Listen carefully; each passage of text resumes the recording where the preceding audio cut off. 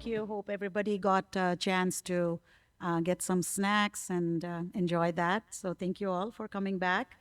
Hope you all are enjoying the program so far. Our second half of our program is I'm going to be presenting about Ayurveda, yoga, and meditation, and then we are going to have a discussion panel where you all can get an opportunity to ask any kind of questions you all have about India or Indian culture, and we'll try our best to answer it.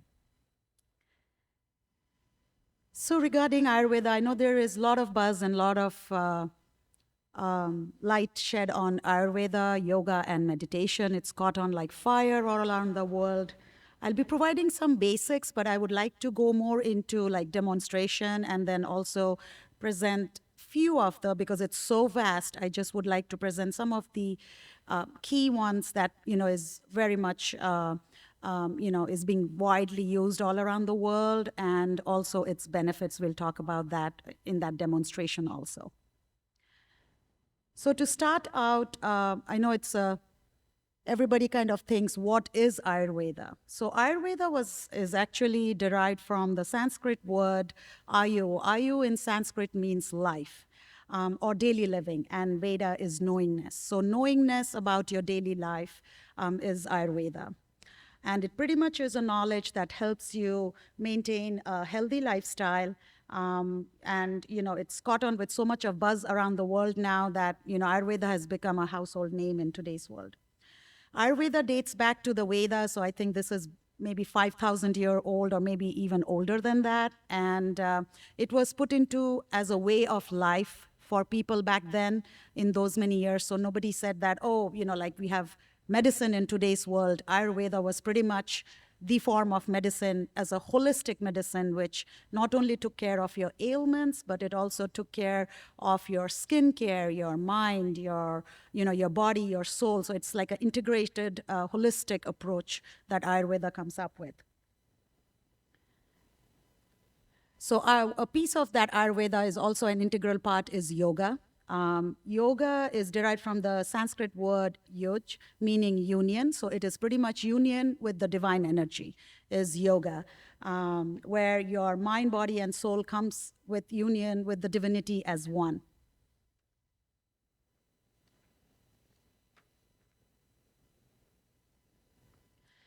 Some of the key principles of Ayurveda, it is made out of the 5 elements. The 5 elements of earth, like shown depicted in the picture over here.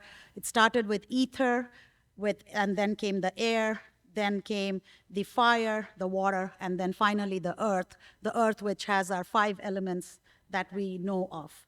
The 5 elements of the earth that is represented in this diagram. Another piece of that is also called the doshas.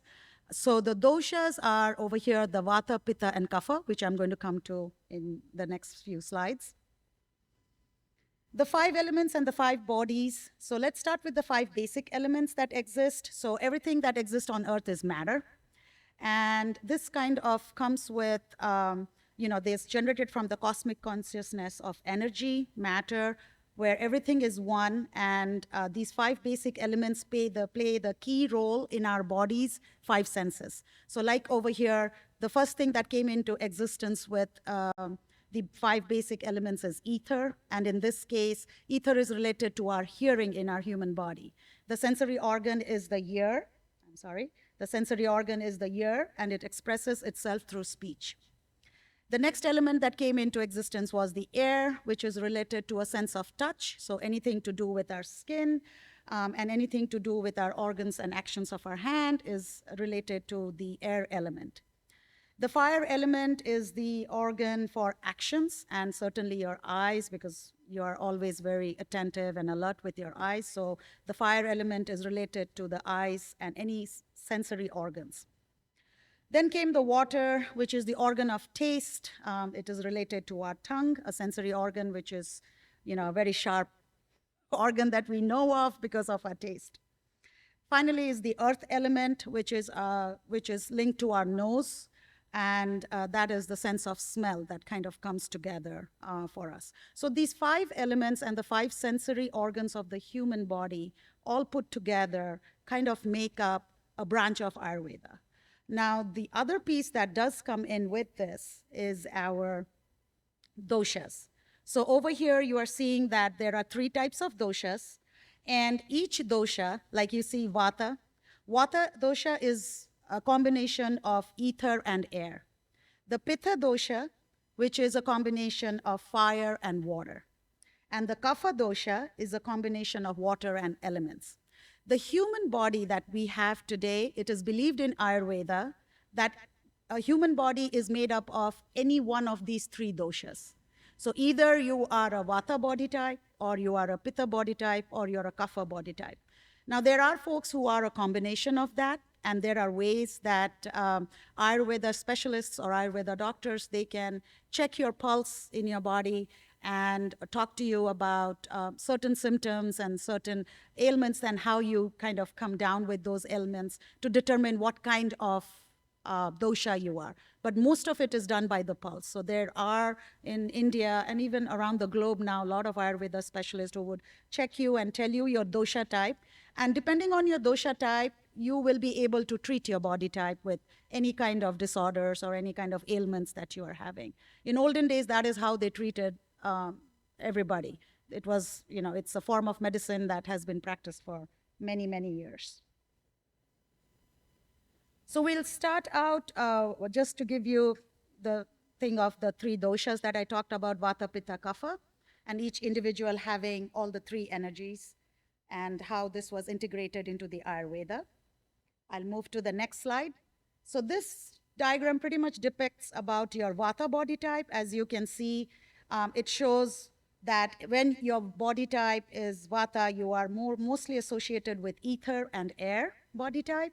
And when your body is in balance, a vata body type usually has dry skin and hair, a thin frame of body. They are creative, energetic, flexible. They love excitement and new experiences.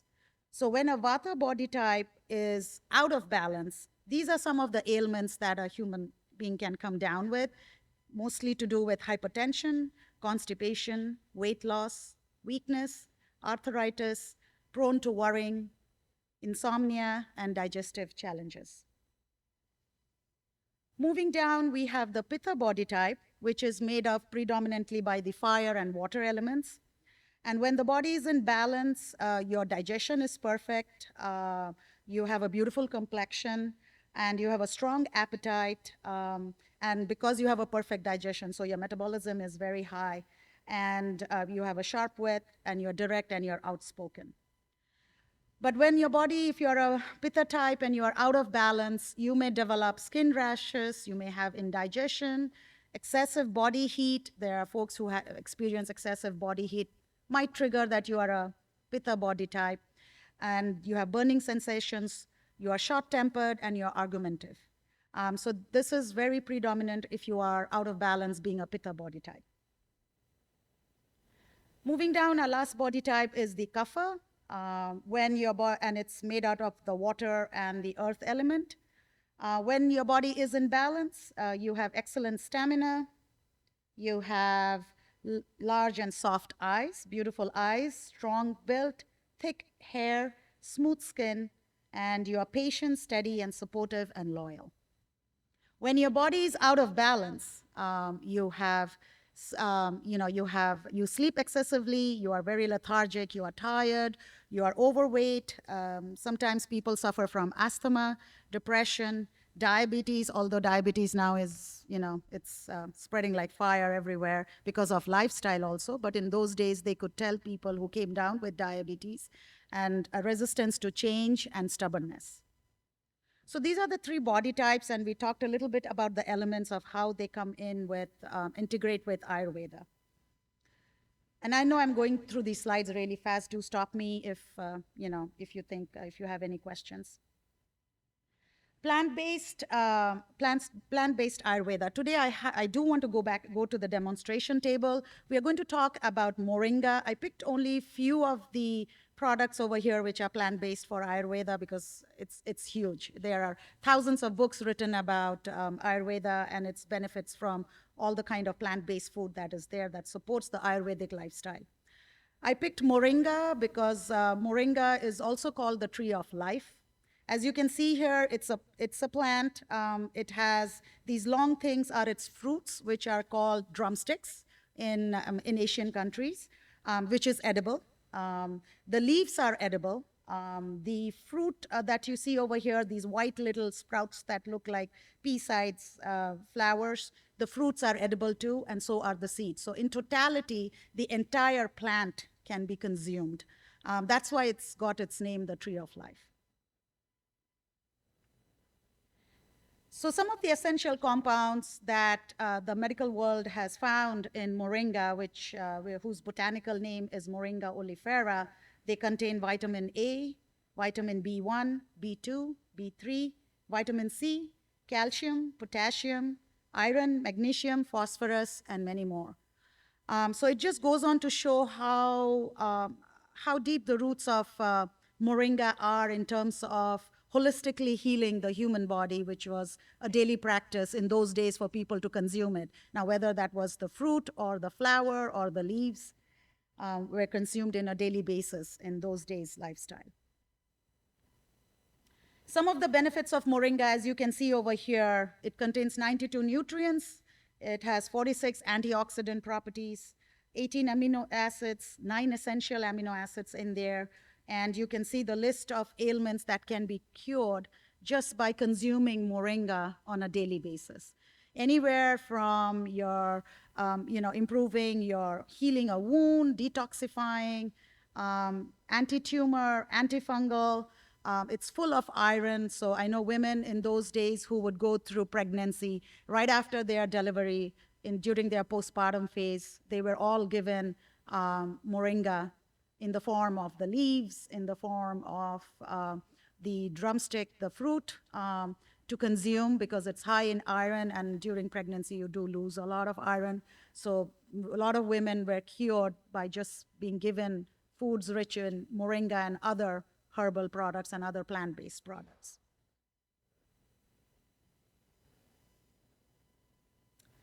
The next item that we have over here is turmeric, which is out there on the demonstration table also. As you can see over here, turmeric is a rhizome. It's also referred to as the golden spice. The roots of the turmeric do give to these bulbs that are your turmeric that you see today, the raw form of turmeric, and those are also dried and grinded in the powder form so that that can be used in the form of cooking, in the form of skincare. It has multifaceted use, and we'll come to that shortly. The leaves of the turmeric are also used, and were also used in the olden days and also used today. They are used to make beautiful desserts, Indian desserts. So the leaves are wrapped in a lentil-based and baked. And then once it's done, it's consumed. So even the leaves have a very good property that's been used in the olden times. Some of the essential compounds that we find in turmeric are vitamin C, vitamin B6, calcium, magnesium, fiber, niacin, potassium, flavonoids, omega-3 fatty acids. The benefits are endless for turmeric. These are few of them. Like I mentioned, it's used in skincare. It cures your acne. It heals wounds. In olden days, if people got hurt, all they did was just take few turmeric powder and just rub it on the wound. It's an antiseptic, so it's just going to heal you. And then it's very well known now all around the world as a preventive for cancer. So a lot of people are consuming turmeric, not only in the form of powder, but in the form of tablets. It cures inflammation, treats diabetes, controls your blood pressure, and all the other items that are mentioned here on the slide.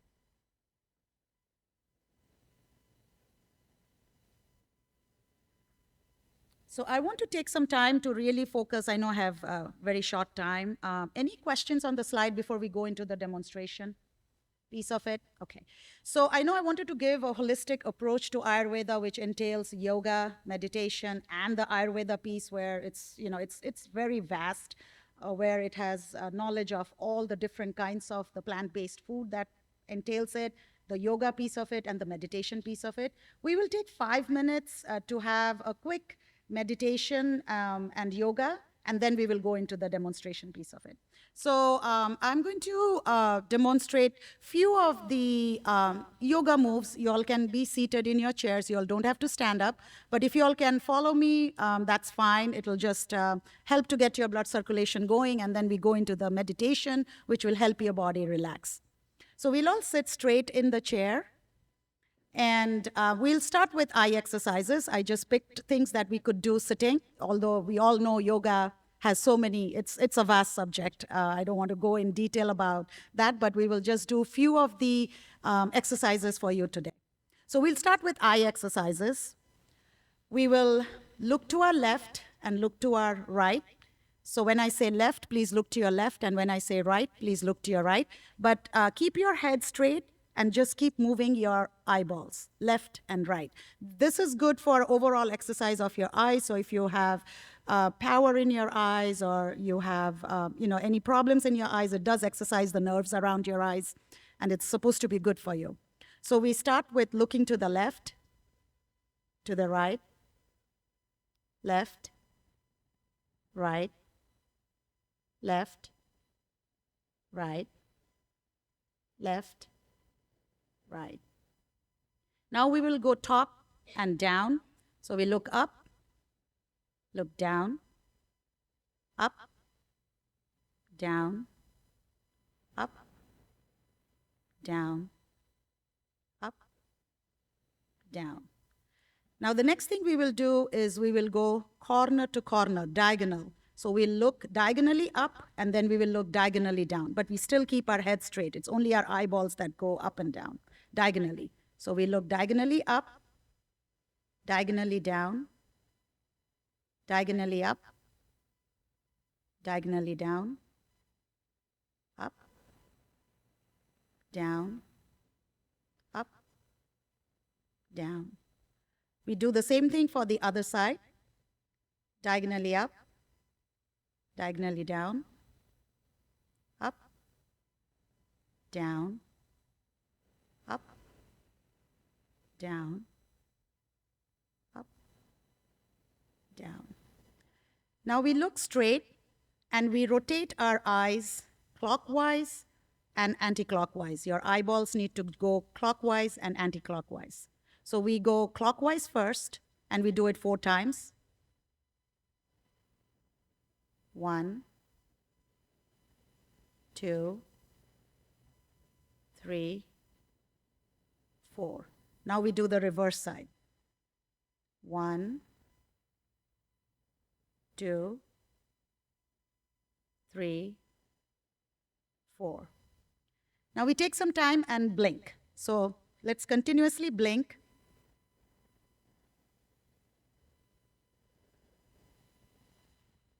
Then we hold our eyes really tight and release. So you're kind of releasing the stress in the eyes that we all get from overuses of gadget or TV, driving, working on the laptops, long hours. So that kind of releases the stress from the eyes. Next, we are going to go to our neck. We will look down, up, down, up, down, up, down, up. Then we do side to side. We go side. And try and see if your ears can touch your shoulder when you do bend from side to side. 3, right, left, right. Now we will take some time and slowly rotate our neck 360. So you can do it very slowly. We go 1 round. We do the 2nd round. We do the 3rd round. And we do the 4th round. Now, after the neck is done, we focus on our shoulders. So we go, just as you are sitting, just rotate clockwise on one side. You can start with right or left. And try to see if you can touch your shoulders to the ear, so you kind of take that little stretch that it gives to your collarbones. So you stretch and push it back. Do the same on the other side, where you're trying to give it a rotating motion, and you're kind of stretching all the tiny muscles that are there, your collarbone, and giving it a good stretch. Now we go with both of them. Try both. You can do it for 3 or 4 times. And then you do a reverse. Bring it forward.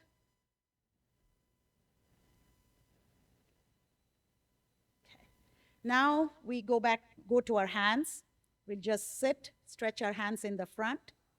We go down, up, down, up, down, up, down, up. Now we rotate it circular. So 1, 2, 3, 4. Now we rotate anti-clockwise. Keep your hand straight, just the wrist. Just the wrist moves round and round, just giving you that stretch. Then you go 1, 2, 3, 4. I know this may be difficult for folks who are sitting close together, but then you would take your hands together like this, fold it on your shoulders, hold it together, and just go round. Give yourself a good stretch. 4 times round, 4 times clockwise and anti-clockwise. Perfect. Now we come back, we take our 2 hands together, we rub it, create that friction, and you can feel that when your hands get really warm. You make them into 2 cups and you place them on your eyes. And try to keep your eyes open, but don't let the outside light get in.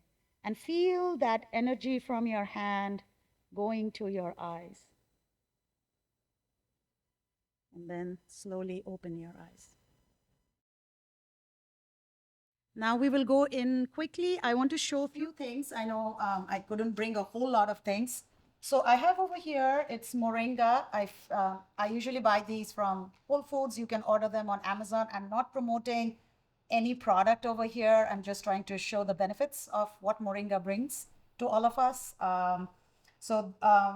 This is a good pure form of moringa powder. You can take this. There are little packets of it that is also available.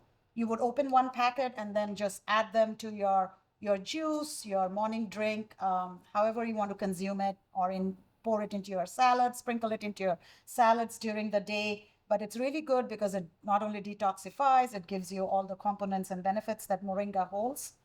So I have these little pouches as samples if anybody wants to take some and try that. One of the big superfoods that's created a lot of buzz now is moringa. The second one over here are little gummies. It's moringa and turmeric put together. People who don't want to do the powder form as, the taste, or, they don't like it in their juices, they can go for the gummies. It does give the same benefits. I think for kids, it's a great way of consuming these. Turmeric is known for its anti-inflammatory as well as curing properties, and so is moringa with all its components. So it's a good combination to have. I just found this yesterday in Whole Foods and I love it. I just had one, I have to admit. The next thing over here that I have is the small packets of turmeric. Turmeric is consumed in Indian cooking every day. It's a way of life for us. In olden days, Ayurveda, everything that was Ayurveda was put into a way of life. So people didn't think of it like, oh, it's a process we have to do in our life. It was just a daily habit. Like you would wake up in the morning, you would, pray to divinity, step out of the bed, touch the floor because you're bowing to Mother Earth. And then you would go in, do your daily activities, come back, and, first thing in the morning, people would go in for moringa or, have your little breakfast, whatever they do, they would cook with whatever food they cook. Either it's moringa they're cooking or they're cooking any food, turmeric is used as a spice. So it's widely used in our cooking, everyday cooking, in everything.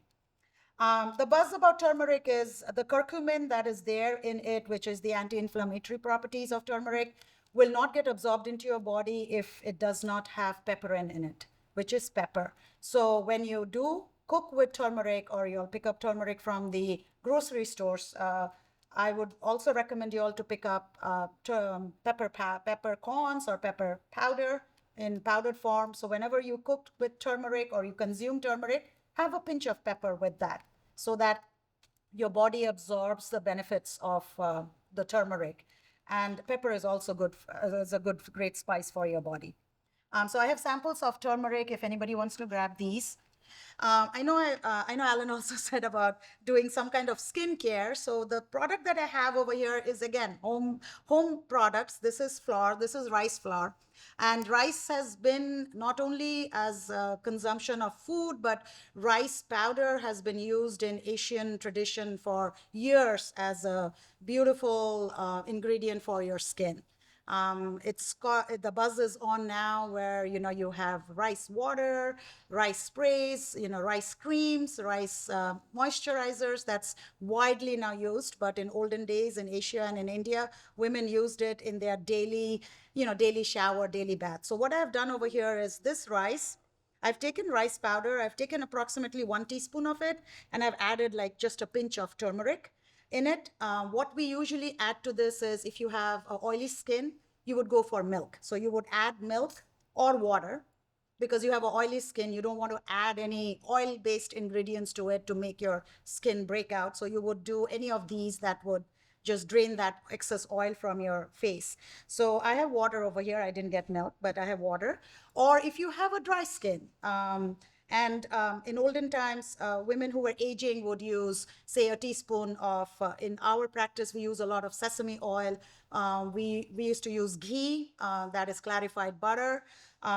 So you could add, sesame oil, or you could add yogurt too. Yogurt was also used predominantly. I have dry skin. I use olive oil. I just put a teaspoon of olive oil in here, and then I just mix it in, and then I'll just add very little warm water to just, get that smooth consistency that can go on the face. And then I put it on the face and leave it on for 10-15 minutes, wash it off, and then whatever you do regular, your night regime, you can do that. It's also used as a cleanser. You can cleanse in the daytime also and in the night. Just mix it in. Just get that smooth consistency that you would want for your skin, and use it on your skin, and leave it on for 10-15 minutes, and then just wash it off. Cold water if you have oily skin. Warm water if you have oily skin, and cold water if you have dry skin. So this is the consistency that I have got. I'm not going to demonstrate because I'll have to run to the bathroom to wash it off. But this is the kind of consistency you want. And then you would just, and in olden days in India, women used it all over their body. Many refer to it as ubatan. They would add, there are a lot of other ingredients that you would add along with rice to it, but they would use it for the entire body. There is another thing other than the rice powder, which is also called gram flour, which is chickpeas flour. It's called besan. That's also used sometimes. So you can hear people say, oh, I shower with besan, or I shower with chickpeas flour. So that's also another ingredient that was used in daily household to mix it with the rice flour, mix it in with the turmeric, and then use it all over your body. So I have samples over here if you all want to grab some, and take and try it at home. And this is very easy to make at home. All you have to do is go to the Indian store, pick up a packet of rice flour and turmeric, organic turmeric from Whole Foods, because it's your skin. You want to make sure it's good quality turmeric. Pick up the organic form of the turmeric, and then mix it, put it in a jar in your shelf in your bathrooms. And every time you wash your face, just take little in your hand or a mixing bowl, mix it, wash with that instead of soap. It does wonders to your skin. So I'll stop here to see if there are any questions. Yes.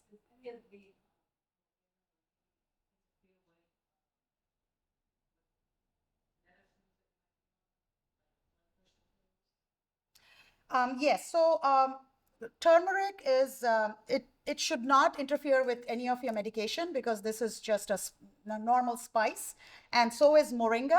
But it's always good to run before you start consuming anything internally. I would recommend that you should reach out to your doctor or your physician and just run it by them, your primary care, to make sure that it does not interfere with any of your medications, because I'm not sure of what medication everyone is having and what is the exact composition, and if there is anything that it should not interfere, but it's always a good thing to check. Yes.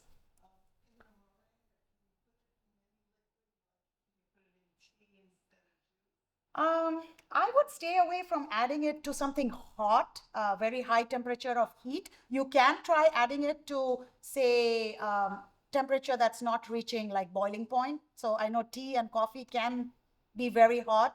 What happens is it sometimes loses its vitamins or its value. So it's always good if you can add it to, temperature that's less than that boiling point of 100 degrees and less. You can put it in water and drink it if you can drink it. You have to develop a taste for it. But I would recommend juice, smoothies, salads. If you're cooking lentil, if you're cooking lentil at home, put it into your lentil, just mix it in and eat. We use moringa leaves, and my apologies, I was thinking of picking up some from Indian store. I couldn't make it there this morning, but there are moringa leaves that you get. This is just the powder form that I got for the display, but there are leaves that you get, moringa leaves, in the Indian store. All you have to do is remove the leaves from its branches, and you wash it, and all you have to do is put little olive oil and just saute the moringa leaves with little salt and pepper, and it's ready to go to eat.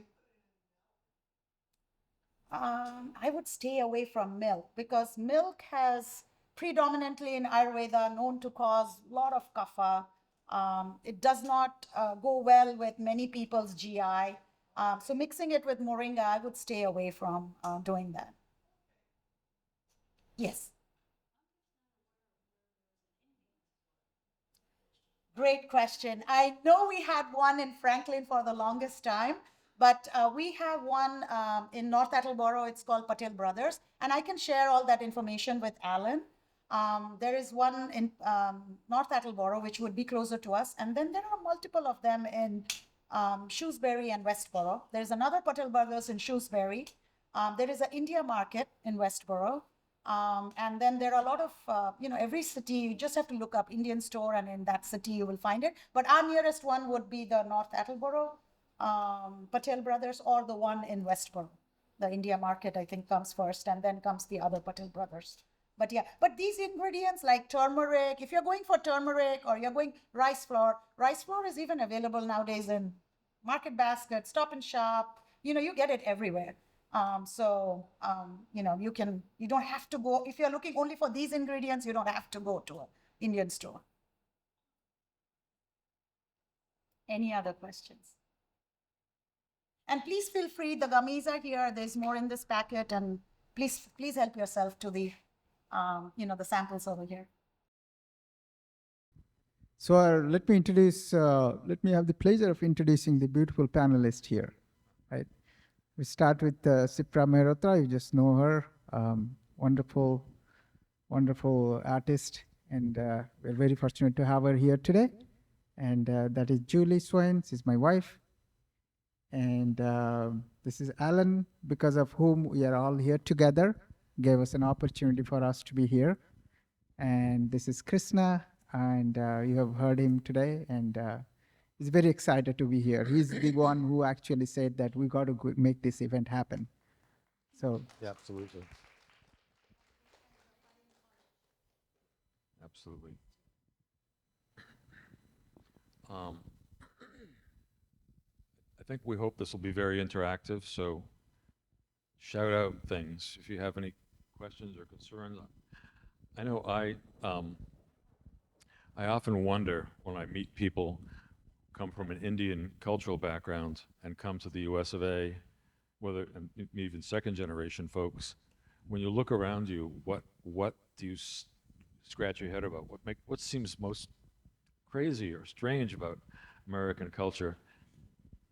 Because I'm sure there must be a lot of things. Well, not for me, because I'm second generation. So I was born in this country. So right off the bat, I'm seeing and surrounded by American culture. What seemed strange, ironically enough, sometimes was Indian culture when you're very young. And, I went to a Catholic, all girls Catholic school growing up. So I was taught, the principles of Christianity from a very young age.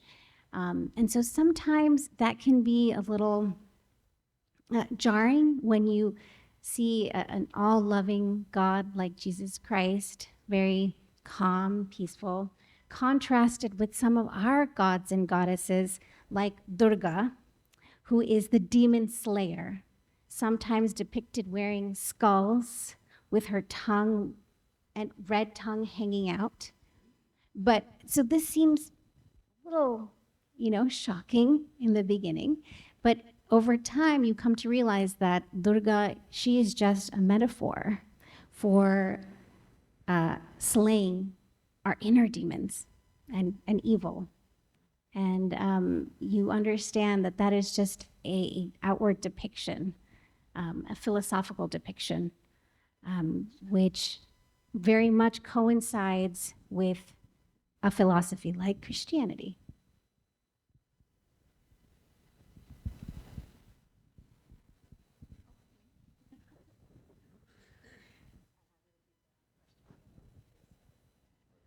Repeat the question again, please. I think the question was just if you're someone who either was born outside of the U.S. With an Indian background, or relatively attached to America but still have Indian connections, what seems strangest about the U.S. of A. or most puzzling or annoying even? Just seems like that's a conversation starter. Let's put it that way. Well, thank you for repeating the question again, Alan. So just like Shipra, I was raised in India, but I was going to a Catholic school all my life. So certainly, the Christian culture was something that I learned first. Although at home, we did learn Hinduism, but both my parents are pretty liberal when it came to Hinduism in the ritualistic form. They were more aligned into the spiritual aspect of Hinduism, where you kind of believed in the Advait philosophy of God is one, and no matter the religion, all gods are one, and you are connecting to that divine energy when you sit down, fold your legs and hands, and pray. So I was brought up in that kind of environment. I have done the same with my children. My children have both gone to Catholic schools, and right now they are in Bellingham High School. I feel for me, and then I came here and did my high school. So since my high school, I've been here in America, adapted to the American culture. And I think every culture has its pluses and minuses. I think what I have done personally as a parent, because I can speak only from my experience, is to not only show, but also to practice in our house the good side of not only Indian culture, but the good side of American culture too. There is goodness in everything. And to look at that goodness and to appreciate that goodness and use that as a practice in your daily life, I think is it's a paradigm shift in your head, not only to stay connected to the positive side, but also teaching your children that when you do come across something that is new in life, you always look at the positive side of life and take that and move forward. So I think for me, it's been very, I have not had parents who said, oh, don't do this because this is not right, this is not good, or this is not our Indian culture. But to teach the children, to give them a balanced education of what's good and what's good in American culture, what's to learn, and also, teach them, make them connected to divinity through spiritual practices more than ritualistic. So. I'm doing too much talking, so please chime in, folks. Let me go. In the creation in 1947, there was turmoil and violence because Pakistan came into being and the Muslims were given Pakistan. Indians majority. It was a violent time. Today, it still seems to be a violent conflict between the two. Is that hatred and violence based on religion, or is it based on political happenings? Why is that Pakistan-Indian conflict still happening, and will we ever see war?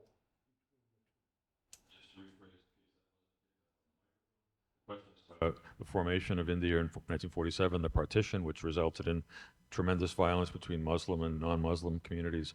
And the question is that still happening? Is it only religiously rooted, and is there a solution, I think?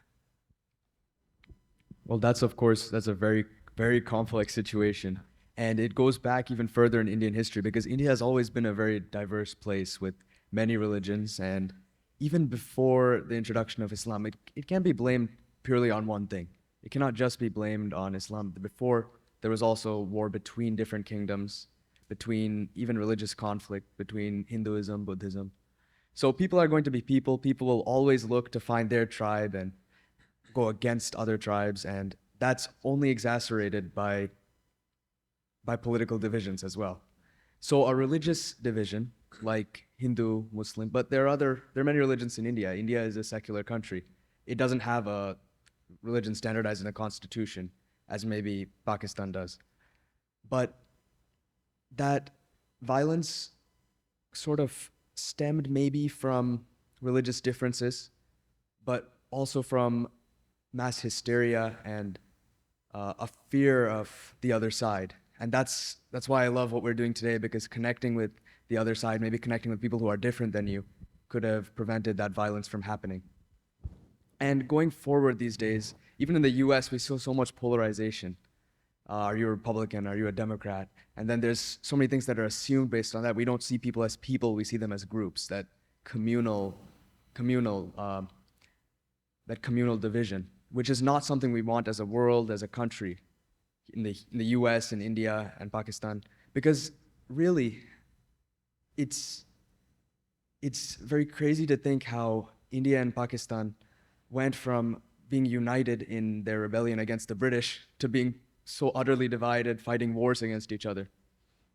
And I think in the future going forward, if South Asia wants to be another center of civilization as it was in the past, where there's over 20%, 25% of the global GDP is from that region, I think there needs to be more cooperation between these countries. People need to set their differences aside and work together. And we need to do that as a world, not just in South Asia, but as a world.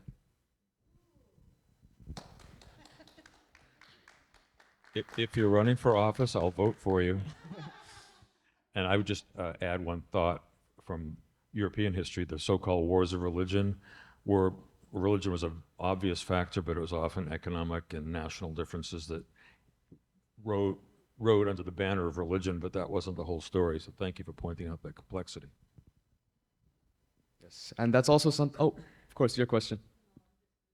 Being religion, I'm just curious why you would all go to Catholic schools in India. That's a great question. That's an interesting question, and that also connects with the history. The question was why you might attend Catholic school if you're not Catholic. Yes, the reason that there's kind of a culture of Indian families even living outside of India or even in India sending their kids to Catholic school or convent education is because after the decline of ancient India, I talked about all the scientific advancements that were made at that point in time. After that decline and universities' destruction, there wasn't a great scholarly culture in India. There was a lot of wealth and trade, but there wasn't as much scholarship, as much philosophy as was going on in the ancient times. And so that decline in education led to a decrease in literacy and all these other skills that are required for running a school. And so when the British came to India, I'll acknowledge the good parts, I'll acknowledge the bad parts. One of the good aspects of British involvement in India is the opening of schools. The schools that served even lower income groups. And you may say that there was obviously maybe an undercurrent of trying to convert to Christianity, but there has also been great good that was caused from that. And so basically what I'm saying is that there's a cultural connection of Catholic schools or religious schools and with good education that has that was supplied by the British during that period in time.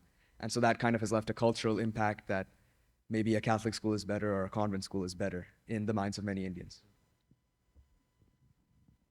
That's excellent, Krishna. Thank you for that call out.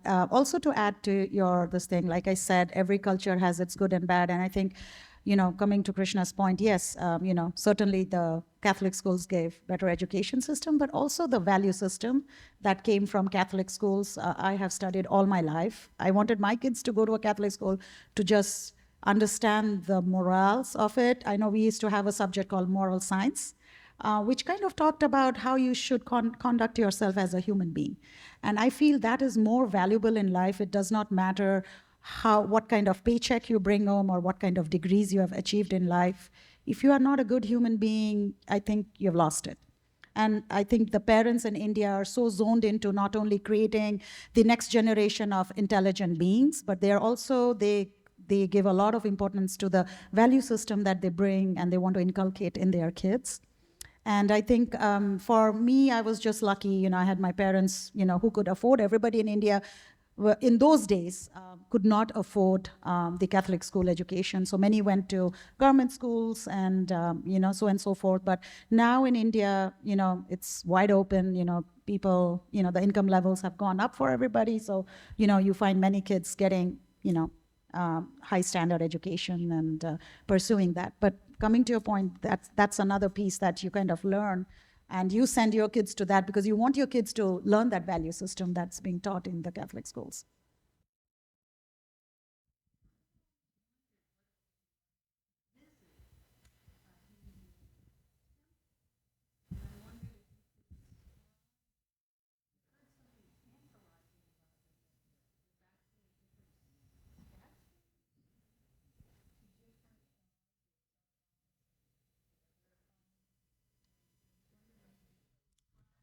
Briefly, the question back into the microphone again was, what's it like inside a Hindu temple? Go ahead. Okay, so on the statues, that's actually something that a lot of people, I feel like maybe there may be some misconceptions there. What may be considered an idol, it's not an idol, we call it a murti. And so an idol is something that is worshipped. You're worshiping that physical item. But a murti, think of it as a vessel. It's a representation of what is being worshipped. Like, imagine the cross. Christians don't worship the cross, they worship Christ. And the cross represents Christ. So I just wanted to add that to this discussion. Yeah, that's a brilliant response. Yes, there are many murtis. There could be one to Lord Ganesh, who is the remover of obstacles. He is an elephant-headed god with the tusk. There could be a murti of Lord Shiva, who is known as the Lord of Destruction, because without destruction, you cannot have creation. There may be a murti to Lord Ram or Lord Krishna, who are incarnations of Lord Vishnu, who is the preserver, the one who maintains balance throughout the world. So yes, there are various murtis located throughout the temple, and you'll find it's very quiet in there. Families will go and pray together. They might stand and pray. They might be down on the ground, very much like on a pew. They might be kneeling, and then they will bow down, put their head and touch Bhumi, the ground, because she is also a goddess. And they might be reciting some shlokas. Shlokas are prayers. They may be reciting it in groups or silently to themselves. Sometimes there are bhajans, which are kind of like gospel choir music that people will be singing. Sometimes you'll see women, they'll cover their heads with their pallu of their sari. It's kind of like so. Come like this. Thanks. This is just a sign of respect. That's all. So that's sort of the atmosphere, I think, that you'll find in a mandir temple. I find it interesting. It doesn't sound like there's an equivalent to a minister, a priest, or a rabbi. There are. I should have mentioned that there are priests called pandits or pujaris. And you can go in for a specific ceremony or service, similar to you might go in for a wedding ceremony. You might go in for a Janot ceremony, which is when a young boy comes of age, similar to like a bat mitzvah. There may be you're getting something blessed. So there's different ceremonies that you can come in and come in for, and the pujari or pandit will be conducting that specific ceremony. When you're pregnant, for example, I had a very elaborate puja for when I was pregnant with my kids. And then there's also daily arti. There's also daily washing of the murtis and the gods. So they will wash them because our murtis, our gods are considered just like us. They require bathing, they require nourishing, they require food, they require water. And so they will be, there's these pujas where they wash the murtis, they offer food, phal, fruit, water, jal to the murtis. And after that, there will be an arti, which is, maybe you can talk more about the significance of the arti, Julia. That's all great call out, Shipra. So coming to the arti piece of it, so fire, like the fire element, it's considered in Hindu philosophy that it purifies the air. So every day in most of our homes, we do arti in the evening with the kids, and we light it's called deepa. It's like a candle, like you all have candles in the church that are burnt. The same way we offer the deepa to the gods and goddesses, and we do the puja, and we do the arti. We sing those bhajans or hymns, and we offer our gratitude to God. So all of these things of, the whole significance of having that fire element, it purifies your air, it purifies your atmosphere. But the deeper thing, if you connect it to spiritualism, is it's purifying your chakras too.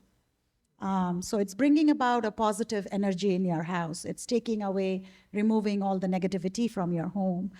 So in many homes, in Indian homes, you will see that even when you move into a new home, the priest will come and do the puja. And a very integral part of that puja is called homa. Homa is like they have a copper vessel where they will put wood and they'll burn fire, something like a bonfire, but it's done in a very smaller scale. They don't want to burn the new house down, but in olden Indias, it's a huge thing, homa. But the homa is pretty much, you are requesting the goddess of fire or the Lord of Fire to just come and purify your home with positivity and to bless your entire family and your friends with that energy.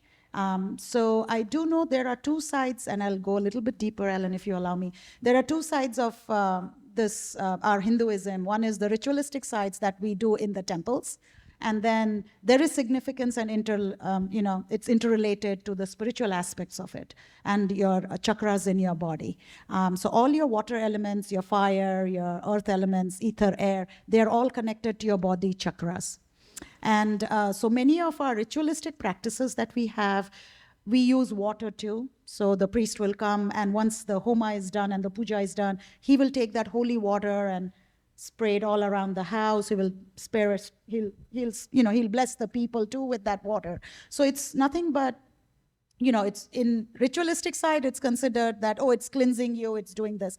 But from a holistic perspective, when you look, your Swadhisthana chakra is your water element. So you are just kind of trying to, So you are trying to kind of just purify the chakras in your body. And it's been put on the ritualistic side, but it's also spiritually, people who are already inclined spiritually, they know that it's for cleansing the different chakras in your body, starting from your Muladhara to your crown chakra. Through your religion or through the culture? I'm sorry? Being a vegetarian, I imagine you're strictly vegetarian. Is that through your religion or through the culture? So, India is very diverse. Different states have different cultures and different rituals that they follow. Vegetarianism is, in olden days in Ayurveda, vegetarianism was very predominant because of its benefit to human health. That's why today we see the worldwide fire of plant-based diet, plant-based protein, plant-based diet, because the human body, even though it's made out of flesh and blood, the body, the GI tract, the digestive organs in the human body digests the vegetarian food much better and faster. So it goes through your GI tract much faster and it gets excreted. So in olden days, people preferred to have a vegetarian diet on certain days of the week. And there were certain days that were dedicated to eating non-veg. People eat chicken, goat. The cow is believed to be sacred. The only reason the cow is believed to be sacred is because we get the milk from the cow. We get a lot of other benefits from the cow. In the spiritual aspect, in the spiritual realm, the cow is considered, in Hindu philosophy, the cow, in the Vedas it is mentioned that it's the last animal life that you take before you take a human birth, because we do believe in reincarnations and rebirth, is cow. So as a human being, there is a widespread knowledge that has been distributed around that if you do pat the cow or take care of the cow, it cleanses a lot of your negativity in your body, in your mind. That's why the cow is considered to be very sacred. And in many places in India, you will see people will have all other kinds of meat, but they will not have beef.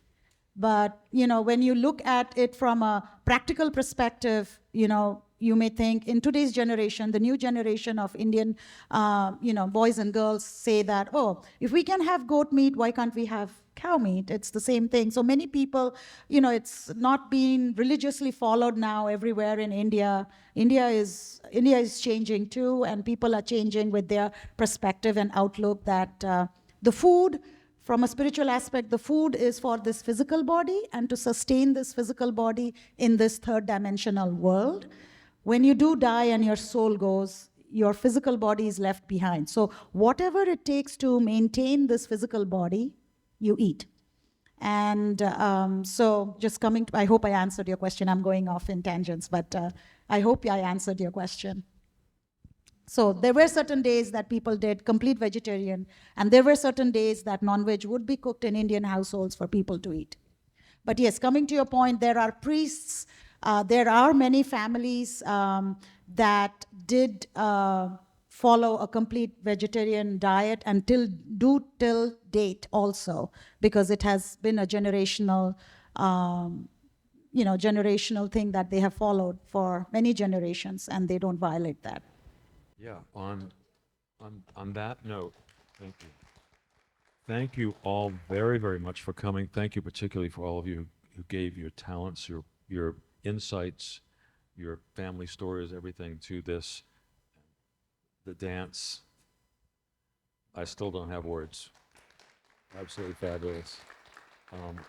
And maybe we can do this again sometime. I personally really enjoy this, and I'm so thankful for the opportunity to share ideas and feelings and culture. It's wonderful. So thank you very much.